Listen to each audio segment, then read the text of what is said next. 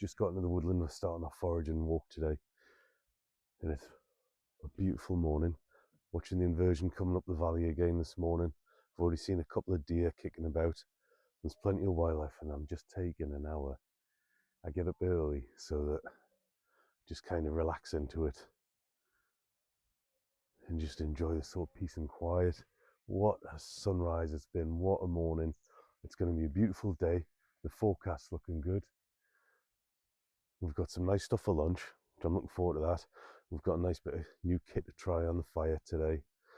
Brought some nice ground coffee up for breakfast as well. We're just going to have a good morning. Just getting the fire ready. I always keep a stash of bone dry kindling. Just wanted to run you through how we're going to get it going today. This is my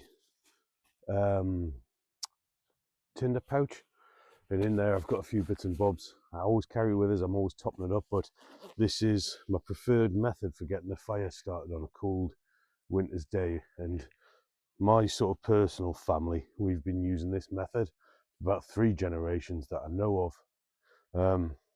This is a fire lighter. I want my morning brew when it's cold.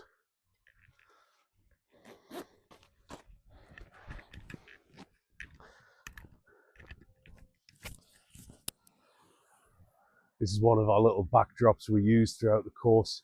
Just part of the areas we run people past is the riverside and the banks and everything that kind of grows around them. Loads of raspberries at the minute. Got some honey fungus. It's just amazing. And this is our own little unique waterfall, which if you sit patiently enough, you can watch the sort of fish trying to get further upstream.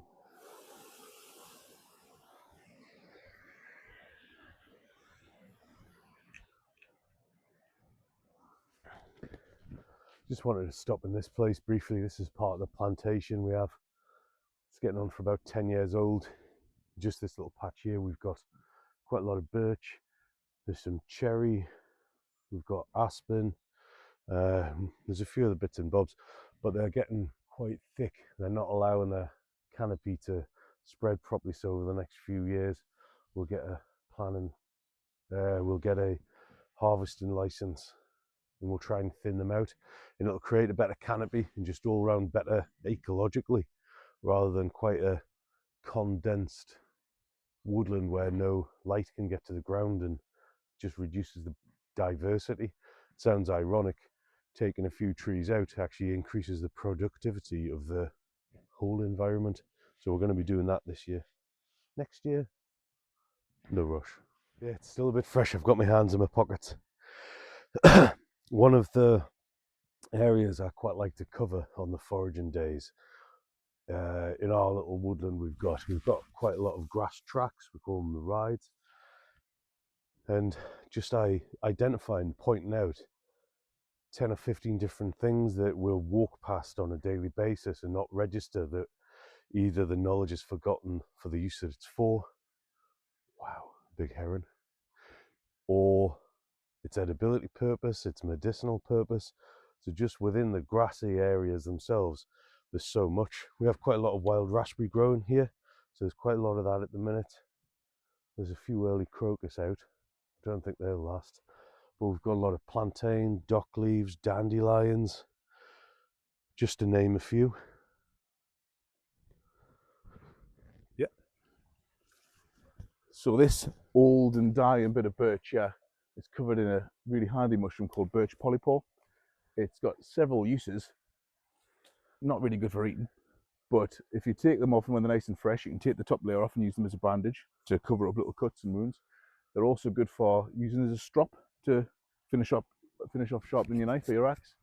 And the harder they get and the drier they get, there is a use that you can use for fire lighting with them as well.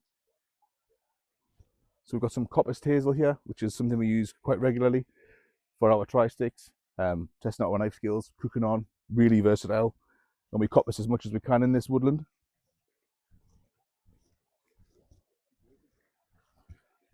Nice bed of sphagnum down here, really useful as well if you know how to use it. We talk a lot about this when we're taking foraging walks through the woods. You might not be able to see them very clearly, but there are tracks that we try to follow when we're walking through this woodland.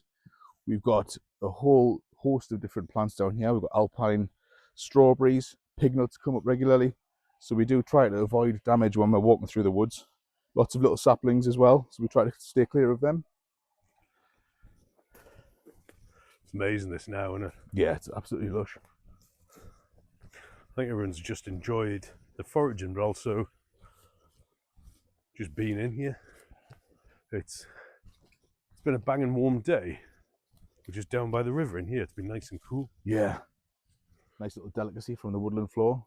Oxalis wood sorrel. All right, so today we've had a group with us from the North East Ambulance Service on a bit of a wellbeing walk. We volunteered to do this. It's part of the reason we wanted to set up and give things back to the local community and the people that work so hard for us.